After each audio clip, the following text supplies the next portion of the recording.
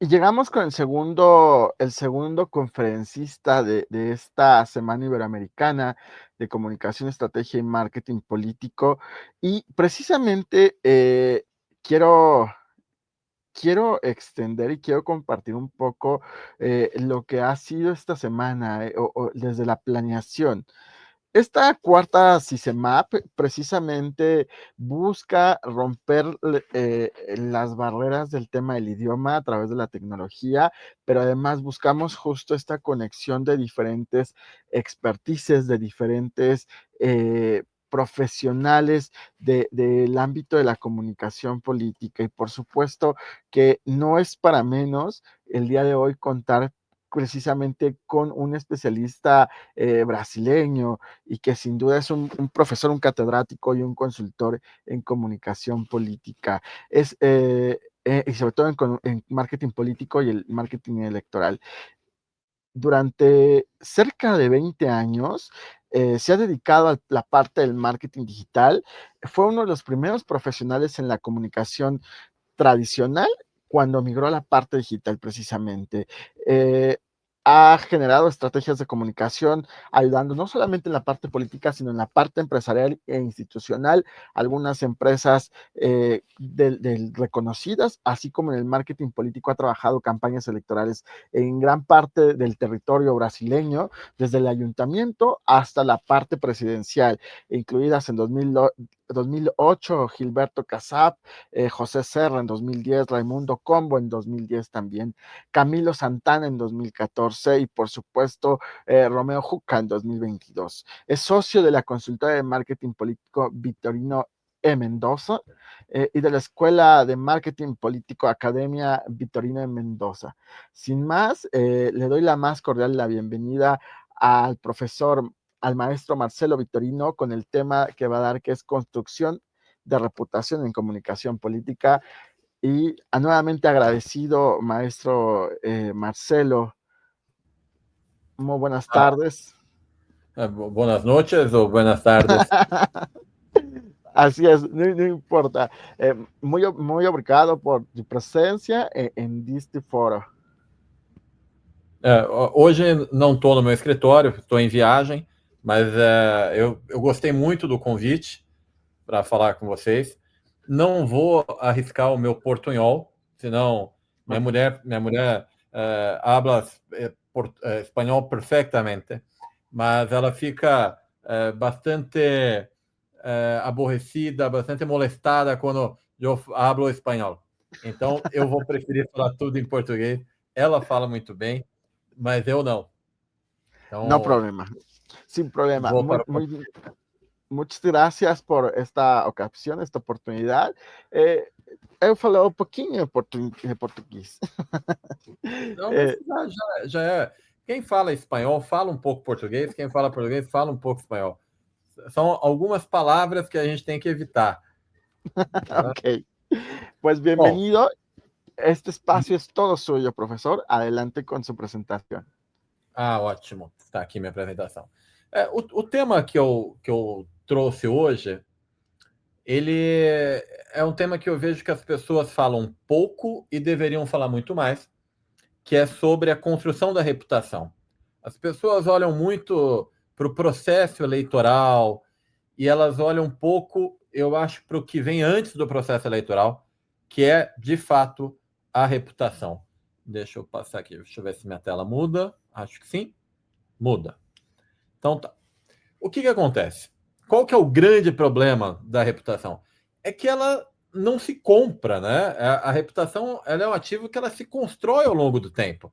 Não é tão simples assim quanto você botar dinheiro para comprar uma liderança política e o apoio dela. O problema da reputação é que ela se constrói ao longo do tempo, mas a gente deve pensar nela como uma moeda.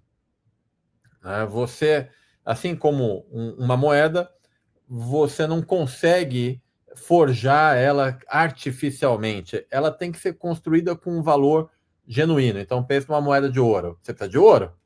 Não tem como você fazer algo de outra forma. Então, a reputação ela precisa vir de ações e de integridade.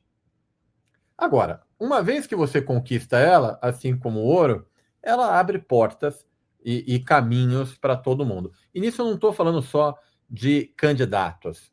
Eu quero trazer 3 aspectos da reputação. Para candidato, você chegar num processo eleitoral com uma reputação consolidada, é claro que vai reduzir os custos de uma campanha eleitoral e vai aumentar muito as chances de vitória. Então, para o candidato está claro, porque vai custar, toda campanha eleitoral custa, mas quem chega no início de um processo eleitoral com uma reputação grande, consolidada, dentro de uma pauta que interessa para o eleitor, os apoiadores vão cobrar mais barato, outros candidatos vão querer apoiar, e aí a eleição vai sair muito mais barata. Quando a gente fala de governos, também tem ali um ativo importante na reputação, que é o fato de você conseguir fazer movimentos com menos resistência das pessoas e menos custo político. Então, por exemplo, nenhum gestor gosta de tomar uma medida impopular, porque ele sabe que isso vai afetá-lo e vai afetá-lo numa próxima eleição. Tinha um político, se eu não me engano, Tancredo Neves. Tancredo Neves foi um grande político brasileiro, foi digamos assim, o pai da redemocratização, ou seja, o Brasil viveu, assim como os países dos colegas aqui, né, que viveram anos de governos militares, o Brasil também viveu. E Tancredo Neves foi talvez a principal pessoa que influenciou a volta da democracia. E ele dizia que a reputação, quando você assume, você tem que assumir com o máximo possível, porque ao longo dos anos você vai gastando ela. Você gasta. Então, assim, chega o máximo possível lá no processo eleitoral, porque os anos só vão diminuí-la. Então, quando um governo tem uma reputação grande, ele consegue implementar uma medida que é impopular, mas necessária. E aí, quando a gente fala, por exemplo, de uma prefeitura, se a prefeitura tem grande reputação, os vereadores já não colocam tanta dificuldade para aprovar uma medida do prefeito. Quando a gestão está mal avaliada, aí o custo político é muito maior. Então, a reputação ela tem que ser olhada por governos como uma moeda também. Não pode ficar só no eleitoral. E aí eu tenho também minha terceira parte que tem a ver com os mandatários, né? Que é quem está no poder. Porque quem está no poder está exposto o tempo todo. Quando você constrói uma reputação sólida, você não apenas se blinda de ataques, você diminui os ataques, mas você também se diferencia de outros gestores, de outros mandatários, porque isso é importante. Ninguém quer ser conhecido como mais um, quer ser conhecido como o Marcelo Vitorino foi quem trouxe a modernidade para a cidade. Ou seja, você tem que criar uma reputação não só para se blindar de ataque, mas para que as pessoas diferenciem você dos outros. Então, eu acho que esses 3 aspectos, eles são importantes, e as pessoas olham muito para o eleitoral, e não olham como governo e como mandatário também devem construir. E aí é preciso dizer também que a gente tem que pensar em reputação como uma maratona. Ou seja, não é a velocidade ali do primeiro quilômetro. Não adianta você correr muito e perder fôlego. Você tem que ter consistência. Esse é uma das dificuldades.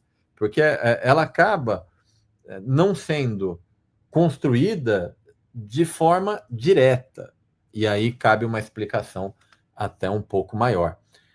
Quando eu falo de reputação não pode ser construída de forma direta, é assim, é estranho. Já pensou, eu viro para você que está assistindo e falo assim, eu sou o melhor profissional de marketing político que tem. Não, além de soar muito estranho, a primeira coisa que você vai pensar é, será? Porque eu estou dizendo uma coisa que é o que você deveria pensar. Ou seja, eu não posso construir reputação de forma direta. Não adianta eu falar que eu sou o melhor. Não adianta, e calma, não é que isso não é uma fala minha, pelo amor de Deus, não tire isso de contexto. Tem ótimos profissionais brasileiros e ótimos profissionais mundo afora. Então, eu só estou dando um exemplo aqui. É bom dizer porque senão as pessoas, não, lá o Vitorino falou que é o melhor. Não tem isso, não. Então, não adianta você falar algo que você quer que as pessoas pensem, porque elas vão contrapor. Isso é normal. O ser humano, ele contrapõe a ideia. Se você falar, fulano é honesto, ele vai falar, será? Então, esse é o tipo de coisa que faz com que a reputação não possa ser constituída de forma direta. Você vai ter que fazer um conjunto de atos em que as pessoas vão, uma a uma, devagar, formando o juízo de reputação, e aí elas concluem o que você quer, mas não o que você diz sobre si. Eu me lembro de uma campanha, a campanha do Geraldo Alckmin, em 2018, para presidente da República. Eu estava naquela campanha, eu estava na área digital, e eles criaram um slogan na estratégia que era o mais preparado para o Brasil. Eu olhei aquele slogan e falei, gente, esse negócio aqui não vai ficar bom. Por quê? Eu estou dizendo às pessoas o que elas devem pensar. Isso é muito ruim. A outra coisa que eu também acho muito ruim é você trazer, né, assim, o mais preparado para o Brasil. Primeiro que, naquele momento, se eu fosse pensar quem era o mais preparado era o Ciro Gomes, que já tinha sido ministro, governador, não lembro se já tinha sido senador, mas foi deputado, ou seja, é uma pessoa, do ponto de vista de preparo, não estou dizendo que Geraldo Alckmin não tinha, mas eu considero que Ciro Gomes tinha mais experiência. Então, esse é um ponto que eu acho delicado. Mas não adiantou eu falar. O pessoal seguiu no mais preparado para o Brasil. Aí sabe o que aconteceu? Muita gente rejeitava o candidato. Por quê? Porque ele se dizia o mais preparado. Então, tome muito cuidado, eu acho que essa questão da reputação. Você constrói ela, eu separei aqui 5 pilares, só para ficar um pouco mais claro. Você constrói ela de forma indireta, sem dizer às pessoas o que elas devem pensar, constante, ou seja, você tem que ter uma repetição de padrão, sabe? Um processo, porque isso funciona muito, por exemplo, como a minha própria construção de reputação dentro do marketing político. Se você for no meu Instagram, você vai ver conteúdos de marketing político há anos. Há anos eu publico conteúdo de marketing político. Raríssimas vezes eu publico uma coisa pessoal. A maior parte das vezes tem a ver com marketing político. Então, há uma publicação constante, o que faz com que a minha reputação dentro desta área se segmente. Agora, se eu publico de vez em quando, se eu dou uma palestra só de vez em quando, aí já é difícil. Então, assim, a constância é necessária. Aí vem a coerência, que eu acho que é um dos pontos, talvez um dos mais importantes, né, para a construção de reputação. Você não deve construir atos que sejam incoerentes com a história. Ou seja, a gente precisa ter uma sequência lógica. Então, eu falo de marketing político hoje, falei ontem, falei anteontem. Agora, se amanhã eu começar a falar de gastronomia, no outro dia eu falar, sei lá, de engenharia, já não começa a ficar coerente. Afinal, a minha reputação é baseada em quê? O quarto ponto é que ela deve ter, os atos devem ter propósitos. Eu vou publicar, hoje em dia os políticos usam muito redes sociais e está tudo bem, mas eu vou publicar uma foto do meu almoço, isso é relevante? Será que isso pode incomodar as pessoas? Depende do que eu estou comendo. Eu vou publicar uma foto minha no estádio torcendo para um time. Será? Porque isso pode acabar até me afastando dos outros, né? Agora, por exemplo, se eu tenho uma figura em que a minha figura é muito dura, né? Ela é uma figura. Seria interessante eu publicar uma foto com criança, um vídeo brincando com cachorro, para me humanizar. Talvez seja. Agora, tem que ter um propósito.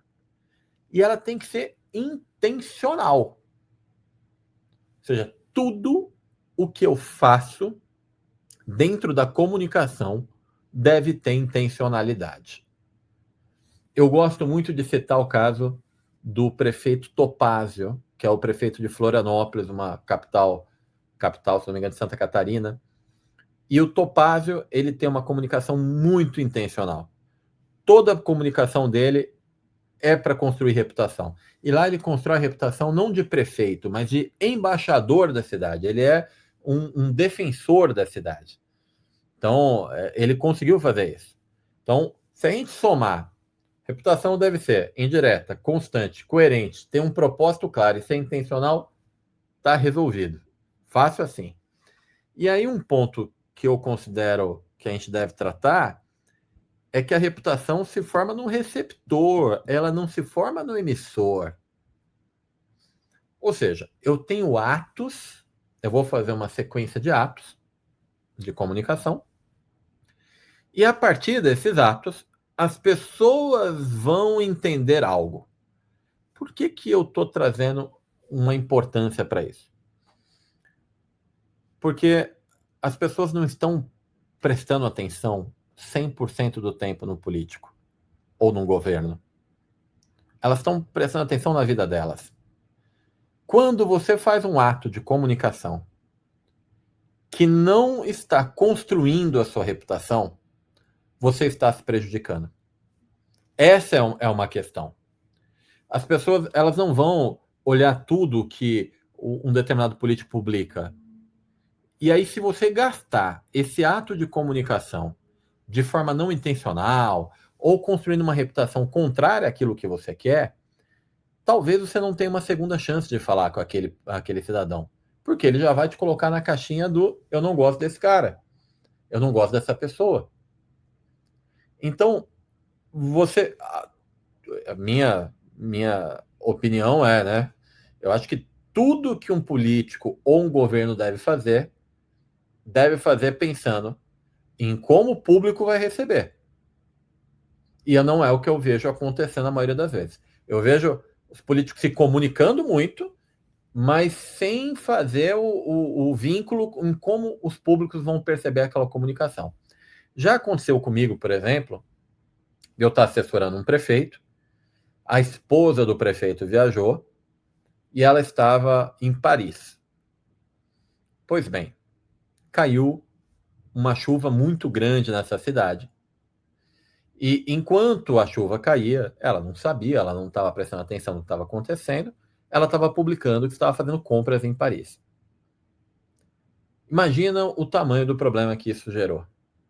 Então, assim, a cidade embaixo d'água e a primeira-dama fazendo compras em Paris. Isso pesa. Um outro caso, teve um alagamento também, uma tragédia no Brasil, que alagou cidades. Aí a presidente da época era Dilma Rousseff. A foto que ela divulga é ela do alto, dentro do helicóptero, vendo a tragédia lá embaixo. Olha a mensagem que ela passa nisso. Ela mostra claramente que ela não se importa. Ela está lá em cima no helicóptero vendo a tragédia lá embaixo. Aí você pega a foto do Obama. Obama passa, sei lá, um ciclone e a foto dele abraçando uma pessoa na frente da casa dela, em que a casa está destruída e ele está só abraçando a pessoa, como se estivesse consolando. É muito diferente. Entendeu? Aí fala, poxa, mas é uma foto. Sim, é uma foto, mas é uma foto que diz tudo. Entende? Então, como é que o cidadão percebe a viagem, o dia a dia? Será que ele gosta? Será que ele não gosta? E isso eu acho que ainda falta um pouco de percepção da classe política. E aí eu trouxe alguns casos também para mostrar, né? O primeiro deles é um caso que a gente trabalhou na campanha de deputado dele. A gente fez a pré-campanha, que foi o príncipe que virou deputado, que é o Luiz Felipe, de Bragança, Orleans. Ele tem uns 8 nomes, 10 nomes. Eu não sei nem quantos nomes são, porque ele de fato é príncipe. Eu sei que parece estranho, mas ele descende da monarquia portuguesa. Então ele é chamado de príncipe. Inclusive tem gente que chama ele de príncipe. Era engraçadíssimo andar com ele. Graças a Deus não é todo mundo. Mas o Príncipe foi todo um trabalho de construção de reputação foi feita. Então, ele teve anos de presença comunitária. Tá? Então, como é que foi isso? Ele participou em eventos. Em 2015, nós tivemos no Brasil manifestações de rua. Nós tivemos em 2013 e 2015. 2013 foi uma manifestação mais popular do ponto de vista de organização. Não tinham organizações. 2015 você tinha grupos organizados. Era o Movimento Brasil Livre, Vem Pra Rua. E o que a gente fez de trabalho com o Príncipe? A gente criou um movimento para ele, chamado Acorda Brasil. Então, o Acorda Brasil foi um movimento que o Príncipe encabeçava. Ele participou das manifestações de 2015, liderou, inclusive, esteve à frente de negociações. Depois, ele fez uma comunicação consistente o tempo todo. E aí, quando chegou a época da campanha eleitoral dele, a reputação estava consolidada. Então, esse é um ponto importante. Ele era novato, nunca tinha disputado uma eleição, não era conhecido da população. Ele só era reconhecido, mais ou menos, como descendente da família real. Não tinha nada de político, ele era um perfil técnico. E ainda, do ponto de vista ideológico, ele se apresentava como liberal e defensor de reforma política. E aí o que aconteceu? 3 anos antes da eleição, de 2018, começamos aí esse trabalho de levar ele para a rua. Nessa imagem, se vocês quiserem até colocar maior, a imagem da esquerda, eu sou a pessoa, se não me engano, do lado direito da foto, que foi uma visita do Acorda Brasil do Congresso. A foto do meio é ele vestido com a camisa do Acorda Brasil e atrás dele tem o brasão. E a foto da direita foi o seguinte: teve um ato lá em 2015 em que eu queria chamar a atenção para o Acorda Brasil. Então, o que nós fizemos? A gente distribuiu bexigas verde e amarela para a população que foi. Isso daí é um ato de rua, isso na Avenida Paulista, em São Paulo. Então, distribuímos bexigas e combinamos de soltar as bexigas durante o hino nacional, às 17 horas em ponto. Aí, o que eu fiz? Eu chamei os veículos de comunicação, todos. Falei, olha, vocês querem ter uma foto boa e uma imagem de manifestação? Eu vou levar vocês lá era um carro de som, tá? Lá no carro de som do Acorda Brasil, porque às 17 horas a gente vai soltar bexiga, vai ser aquela imagem maravilhosa e vocês vão ter imagem para ilustrar o que vocês quiserem. Por que eu fiz isso? Eu fiz isso para levar a imprensa para lá, porque a imprensa só queria cobrir outros grupos, ela não queria cobrir o Acorda Brasil. O Acorda Brasil tinha sido recém-criado. Então, eu levo para ter essa imagem que vocês estão vendo aí, no canto direito, que é uma imagem das bexigas sendo soltas, e assim eu consegui aproximar os jornalistas do Príncipe.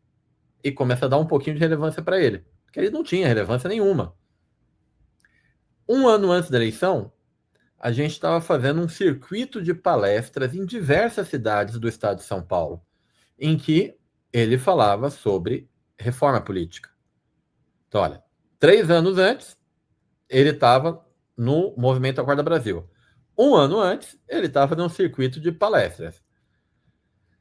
A gente aproveitou para lançar um livro, porque o Brasil é um país atrasado. É um livro que ele, de fato, escreveu, explicando, né, o porquê o Brasil é um país atrasado e, claro, já baseado no pensamento eleitoral, o que fazer para entrarmos de vez no século XXI. Porque não adianta você olhar para trás. Né? O eleitor ele não vota no para trás, ele quer saber para frente. Então, quando você soma as ações, você começa a ver um crescimento. Os meses da pré-campanha de 2018, eles foram preenchidos com lives e palestras, né, o tempo todo. Você tinha a nova lei da imigração, Então, se você fizer uma retrospectiva, primeiro lança um movimento, depois espalha uma mensagem de reorganização do Brasil, cria-se um livro, faz uma sequência de lives falando aí já da parte de como deve ser.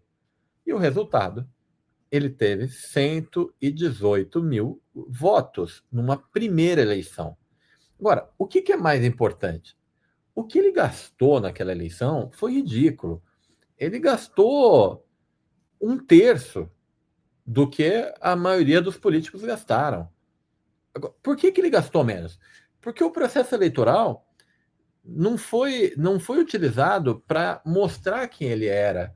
O processo eleitoral foi só para dizer que aquela pessoa que já era conhecida tinha um número. Entende? É isso que faz uma construção de reputação. Aí, no caso do Paulo Sérgio hoje é prefeito de Uberlândia. Então, qual que era o problema? O problema é que o Paulo Sérgio foi escolhido 3 meses antes do pleito começar, enquanto os adversários já estavam consolidados e existia um desconhecimento muito grande da população. Ele era vice-prefeito, mas as pessoas não conheciam ele. E ele sempre teve um padrão muito mais discreto. Agora, ele tinha um amplo conhecimento da cidade, ele tinha a ficha limpa, tinha a reputação de ser uma pessoa que cumpria o que ela prometia, e o principal, ele era o candidato do Odelmo Leão, que era o atual prefeito. O atual prefeito tinha uma popularidade, um apoio de mais de 70%. Então, o trabalho do Paulo Sérgio já é diferente do trabalho do príncipe, né? Porque o príncipe ele teve uma reputação que teve que ser constituída ao longo do tempo, só ele, sozinho. Ninguém prestou reputação para ele. Então, nós levamos 3 anos para fazer um trabalho e assim ele ter reputação para poder ser eleito. No caso do Paulo Sérgio, a reputação o cenário era outro. Ele não tinha reputação, só que ele era apoiado por um político que tinha muita reputação. Aí tem que ser feito todo um trabalho de comunicação, com peças específicas, de vídeo, com música. Tem até um vídeo no YouTube que a gente conta toda a história da campanha dele. Esse vídeo tem, acho que 20 minutos. O que eu posso fazer é mandar para vocês o link, até porque eu acho que pode ser útil para quem está no... eu vou pedir até para a Fabiana. Você manda para eles, Fabi? Então, a Fabiana vai mandar aí para vocês o link do case da campanha de Uberlândia. Porque se eu fosse falar aqui o case dela, eu ia gastar meus 40 minutos todos. Então, mas eu acho que vale a pena dar uma olhada, porque é a história da campanha contada pelo candidato. A gente tem outros cases assim. O case de Caruaru, também. A história da campanha contada pelo candidato. Da campanha do governador Marcos Rocha, em Rondônia. Mesma lógica. Então, a gente sempre compartilha os cases, porque a gente entende que pode ajudar outras pessoas a também trabalhar melhor as ideias. Bom, este caso aqui do Paulo Sérgio, primeira coisa que a gente fez foi encostar nele o Odelmo Leão. Né? Depois, a gente tinha que mobilizar os aliados e focar numa coisa importante, já que ele tinha adversários muito bem consolidados, ele tinha credibilidade. Credibilidade é uma coisa que a gente vê cada vez mais na política como algo essencial. Por quê? O eleitor cansou de ser enganado. Hoje eu não acredito que o marketing fabrique mais candidatos como antigamente. Então, o eleitor, ele quer alguém que seja transparente, que pelo menos seja verdadeiro. Ele não quer alguém perfeito. Ele já não está mais procurando. Eu não sei os colegas de outros países como é que funciona, mas no Brasil, como eu atuo em várias regiões, o Brasil é gigantesco, mas a gente atua nas 5 regiões. Nas pesquisas qualitativas que nós fazemos, nós percebemos que corrupção não é mais pauta. Antigamente foi. Agora, corrupção, tá bom. Assim, já criou-se uma ideia popular de que o político é corrupto. Isso não funciona mais. Mas esse aqui... Não. O que ele quer saber? Se o político vai cumprir o que ele prometeu. Tem um estado brasileiro chamado Tocantins. Os 5, se eu não me engano, governadores, os últimos governadores, foram retirados do cargo por corrupção. Ou seja, a população já não quer mais saber. Né? Ela não acredita. Se você fizer uma campanha lá e falar que você vai ser honesto, eu acho que ela não vai acreditar. No Rio de Janeiro, outro estado brasileiro, as pessoas conhecem muito a capital do estado, a cidade, mas tem o estado do Rio de Janeiro. No Rio de Janeiro, os últimos 5 governadores foram presos. Mesma coisa. Então, assim, é muito difícil você fazer uma campanha falando de uma coisa que as pessoas não acreditam mais. Então, no caso do Paulo Sérgio, o que ele falava era verdade. Mas ele não construiu essa reputação em 3 meses, né? Foi todo esse trabalho de endosso do candidato do Odelmo. Então, o jingle era o candidato do Odelmo, é o Paulo Sérgio. Assim, não era um jingle criativo, melódico, era um jingle que só tinha uma questão. E aí, ele teve 54% dos votos no primeiro turno. E Uberlândia é uma cidade grande, né? Uma cidade aí, quase uma metrópole já. Ele acabou vencendo no primeiro turno. Mas, diferentemente do Príncipe, a reputação dele veio de um terceiro. Ele não teria conseguido vencer aquela eleição daquela forma. Aí vamos para o terceiro caso, que é um de governo. Eu acho que o meu tempo daqui a pouco se esgota. Mas eu vou aqui no meu terceiro caso de governo, que é o caso de Manaus. Bom, qual que era o problema lá da prefeitura de Manaus? As pessoas sabiam que o trabalho da gestão estava feito, mas elas não conectavam o trabalho com a melhoria de vida. Parecia só trabalho. E só trabalho não tem emoção. E se não tem emoção, não tem voto, né? Pela continuidade. Então, o que a gente fez lá? Também tem vídeos dessa campanha e tudo mais, mas eu trouxe aqui a ideia. A gente fez uma campanha em vídeo muito bonita, mas que foi desdobrada em peças de outdoor, como essa que vocês estão vendo. Então, veja que o destaque da peça não é o número de famílias atendidas. O destaque da peça é: agora posso passear com a minha filha na rua de casa. Aí do lado direito vem mais de 2.700 ruas recapeadas. Programa Asfalta Manaus. Outra peça: agora minha casa não molha mais quando chove. Aí do lado direito, mais de 17 mil famílias serão beneficiadas. Outro exemplo: há 2 anos de trabalho de carteira assinada. Aí vem para o entregável da prefeitura, 18 mil vagas de emprego intermediadas. Então, você percebe uma mudança na construção da publicidade institucional. Ou seja, o entregável, aquilo que é a ação da gestão, ela está no segundo plano. Porque a leitura é sempre em F, né? Quem está acostumado com Marx sabe que a leitura é sempre em F. Então, é da esquerda para a direita, de cima para baixo. Então, o que você começa lendo? Há 2 anos, trabalho de carteira assinada. Porque esse, de fato, é o entregável. O número não é o entregável. As pessoas não têm isso. Então, quando a gente foi fazer uma campanha publicitária para este caso aqui, a gente acabou, vamos dizer assim, criando uma peça que misturava essas marcas. Ok? Então, essa é a diferença. Deixa eu até ver aqui se eu tenho ela fácil. Se eu tiver ela fácil, vamos ver aqui. Cadê? Talvez eu consiga subi-la aqui. Vamos ver. Recentes.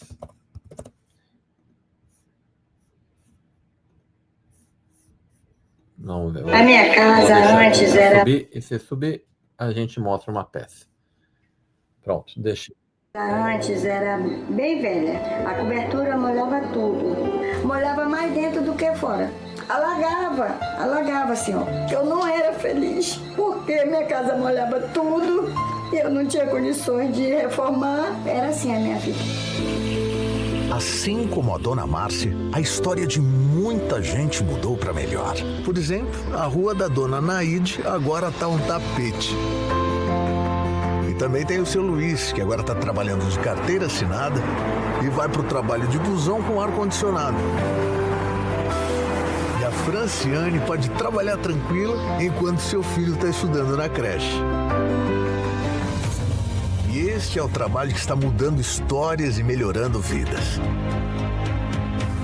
Agora sim, agora eu sou feliz. Muito, muito feliz com a minha família, com a minha casa nova. Prefeitura de Manaus. O trabalho não para. Entenderam a lógica? E essa é uma coisa que... Quando eu criei esse conceito, foi porque um colega já havia me dito, falou, olha, eu estou com dificuldade, eu estou criando peça para governo, e eram peças temáticas, então assim, era só de saúde. Aí falava tudo da saúde. E aí ele fez uma pesquisa, esse colega chama-se Fabner Utida. Ele fez uma pesquisa que mostrava que quando a gente faz uma peça que só fala de um tema, a percepção das pessoas é diferente de quando eu trago vários temas da mesma peça. Por quê? Isso faz todo sentido. Depois eu parei para pensar, foi por isso que eu mudei meu jeito de fazer propaganda de governos e tudo mais. Então vamos falar de escola pública. Qual que é o tamanho da população que usa a escola pública? Ou seja, quem tem filho pequeno e que não está matriculado na escola particular. Então, é um percentual. Quando você fala da saúde pública, quantos vão no Brasil utilizar a saúde pública? Somente quando estão doentes. Então, o que acaba acontecendo? O cidadão que não tem filho na rede pública, quando ele vê um comercial da educação, ele não acredita, porque ele não tem o filho na rede pública. Este é um problema. Então, quando você monta um comercial como esse que nós montamos, ele pode não ter um filho na rede pública, mas ele anda de ônibus. Aí ele já pensa assim, bom, o ônibus está funcionando. Então pode ser que a educação também seja verdade. Então essa lógica foi a grande mudança que nós fizemos na forma de comunicar as gestões. Deixa eu voltar aqui para eu concluir, para não me atrasar aqui.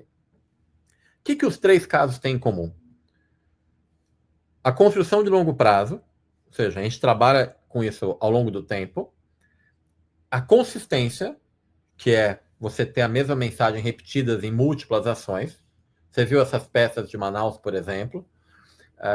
A credibilidade, você, de fato, o que você está falando que faz é o que você faz ou o que você vai fazer. E você ter atos concretos, é dar visibilidade. É isso, 3 casos. E aí, como é que você constrói isso para o seu caso? Eu gosto de dividir sempre as coisas em método. Eu tenho mania de professor. Eu não sei vocês, mas eu adoro dividir em coisas. Então, primeiro passo é entendimento de ambiente.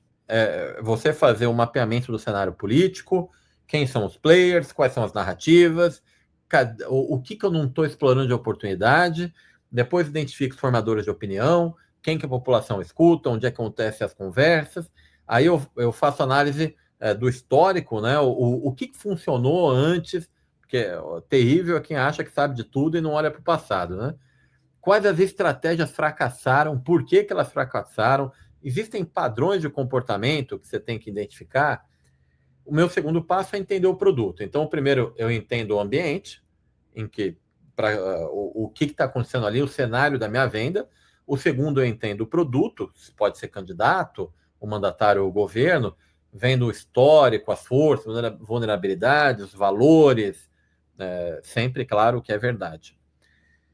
O meu terceiro passo, eu vou atrás de entender o povão. O que a população pensa. Uso pesquisa qualitativa, uso pesquisa quantitativa. Depois eu faço um planejamento de comunicação de longo prazo, ou seja, a primeira coisa, eu penso qual que é a reputação que eu quero ver constituída ao longo dos anos. Né? Então, o que eu quero, em quanto tempo e com quais recursos. Monto uma linha narrativa do início ao fim, que é uma linha narrativa que vai conectar as ações, porque como eu tenho que fazer muitos atos de comunicação, eles têm que estar amarrados numa linha narrativa. senão não tem consistência, não grava. Monta um plano de ações e vamos para a execução.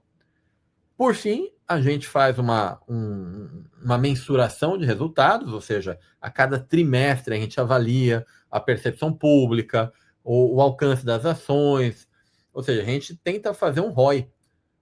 E assim as coisas funcionam. Porque reputação é paciência estratégica, né? Esse eu acho que é um termo certo. Então, é fazer hoje o que vai trazer resultado em 2 anos. Você precisa ter paciência.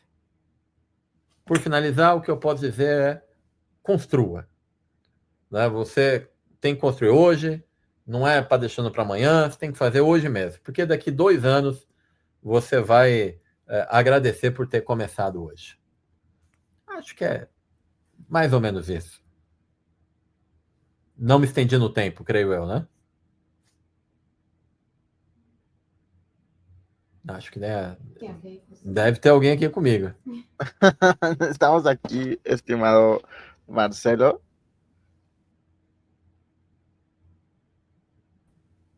Sí, eso está muy interesante, justo los casos. Y vaya, precisar en la reputación hoy en día es sumamente importante. Tenemos algunas preguntas. Sí. Una pregunta, deme un momento.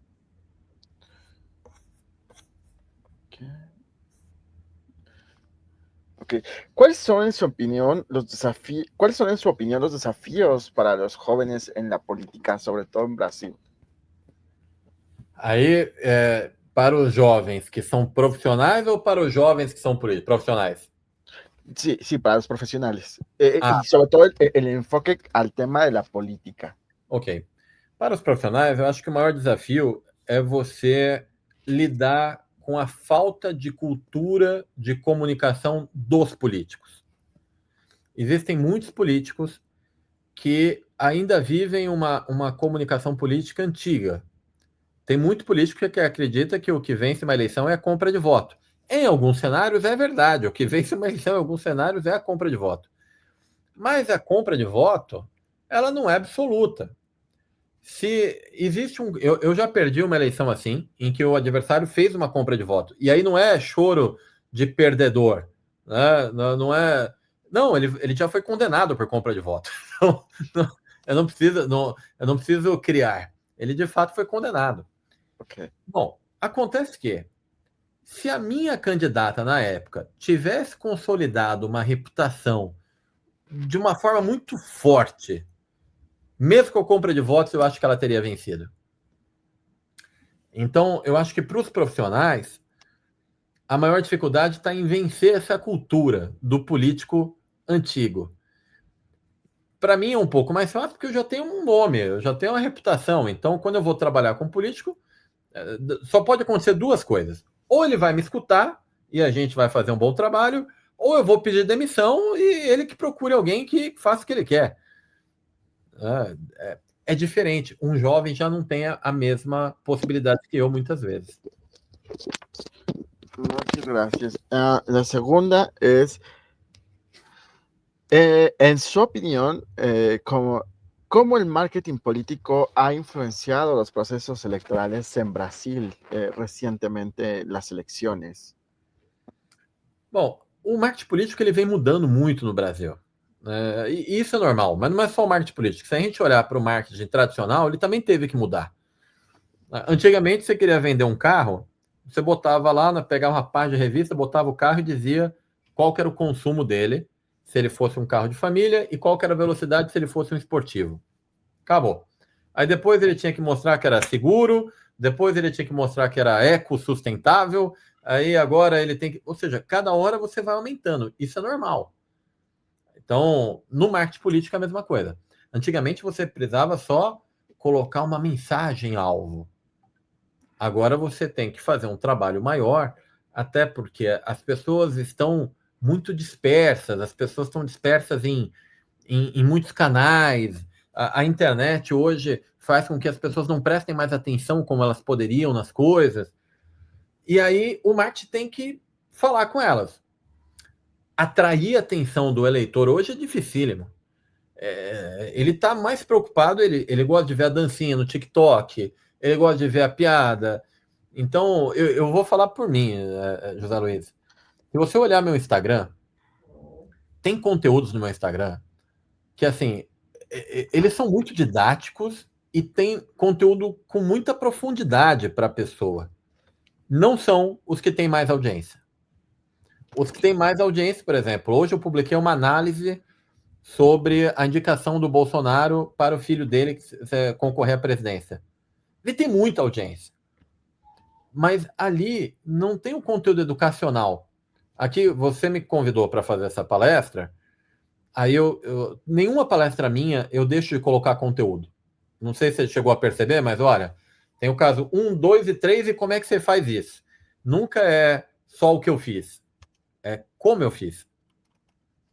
Porque eu entendo que a gente que já está no mercado deve compartilhar conhecimento para ajudar os outros. Mas a minha maior audiência muitas vezes não vem do conteúdo educacional puro, ela vem do conteúdo opinativo. Sim. E é isso que está acontecendo. Por isso que o marketing ele vai ter que, vamos dizer assim, não vou se profissionalizar, porque o marketing brasileiro está muito profissional. Mas ele tem um desafio grande a vencer, que é o desinteresse das pessoas pela política e pela vida em si, né? Por aquilo que importa. Elas estão muito no superficial, muito no TikTok e pouco no jornal. Ok. Muchas gracias. Voy a leer su reconocimiento. Ok. Clubes Comunicación, Alincop y Hagamos Comunicação, ou vamos fazer comunicação, concede um presente reconhecimento a Maestro Marcelo Vitorino depois de haber participado como palestra em CICEMAP, realizada em 8, 9, 10, 11, 12 de dezembro de 2025 a través da plataforma de treinamento hagamoscomunicación.com. O presente es extendido en la Ciudad de México, en 8 de diciembre de 2025. Muy obrigado, maestro Marcelo. Muchas gracias. Traté de hacer un pequeño esfuerzo por leerlo en portugués. Espero se haya entendido un poquito. Muchas gracias por toda esta parte del conocimiento que nos ha brindado en esta sesión. Eu fico feliz com o convite. Toda vez que tiver a oportunidade, se você não se importar, eu falar em português. Se não, aí eu peço a Fabiana para falar no meu lugar. Ok. Sí, no hay problema. Invitados los dos. Eu acho que assim, a palestra dela com certeza seria mais bem compreendida do que a minha. Mas as duas têm conteúdo. Fico muito feliz pelo convite e estou à disposição para próximas ocasiões. Muchas gracias, muy obrigado y un fuerte abrazo hasta Brasil. Hasta la siguiente. Hasta luego. Y con esto hemos completado la segunda sesión, una sesión sumamente interesante, un análisis, si bien no profundidad, sí un análisis superficial de la parte importante de la reputación y lo que está ocurriendo en Brasil justamente con el tema de la política. Si bien Brasil forma parte del continente, de pronto es uno de los países que se quedan fuera por las barreras del lenguaje y vaya, como lo hemos visto, hacer un poquito de esfuerzo en activar los subtítulos o en solamente escuchar a veces y comprender el portugués o el portuñol nos facilita comprender precisamente lo que está ocurriendo en aquel país que está pegado a nuestro continente, que también forma parte del proceso de comunicación política y de marketing político. Vamos con la siguiente conferencista.